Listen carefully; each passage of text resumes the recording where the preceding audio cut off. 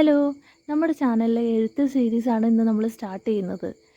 സീരീസിൻ്റെ പേര് എന്താണെന്ന് ഞാൻ പറഞ്ഞിട്ടുണ്ടായിരുന്നല്ലോ, നിന്നെക്കൊണ്ട് എന്തിനു കൊള്ളാം. അപ്പോൾ എല്ലാവർക്കും കഥകൾ കേൾക്കാൻ ഒരുപാട് ഇഷ്ടമാണല്ലോ.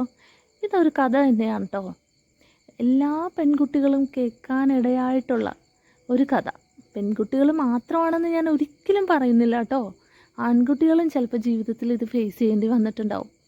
ഓക്കെ, അപ്പോൾ ചെറുതായിട്ട് ഒരു ഇൻട്രൊഡക്ഷനോട് കൂടി തുടങ്ങാം. നമ്മുടെ കഥാനായിക ആൾ ജനിച്ചത് ഒരു മാർച്ച് 8-നാണ്. മാർച്ച് 8-ൻ്റെ പ്രത്യേകത എന്താ? അന്നാണ് വനിതാ ദിനം. അന്നായിരുന്നു ആളുടെ ജനനം. ആളുടെ ജനനശേഷം ആൾക്ക് മാതാപിതാക്കൾ ഒരു പേരിട്ടു, അഞ്ജന. ഓമനത്തുള്ള കുട്ടിയായതുകൊണ്ട് അവളെ എല്ലാവരും അഞ്ജൂന്ന് ഓമന പേരിട്ട് വിളിച്ചു. ഈ ആൾ ജനിച്ചിട്ട് ഹോസ്പിറ്റലിൽ വന്ന ബന്ധുക്കളും നാട്ടുകാരും ഒക്കെ ഉണ്ടല്ലോ, അവൾക്ക് ഒരു പ്രത്യേകത പറഞ്ഞു. അവൾ അമ്മയെ പോലെയല്ല, അച്ഛൻ്റെ തനി പകർപ്പാണെന്ന്. അതെന്താ നിങ്ങൾ ചിന്തിക്കും?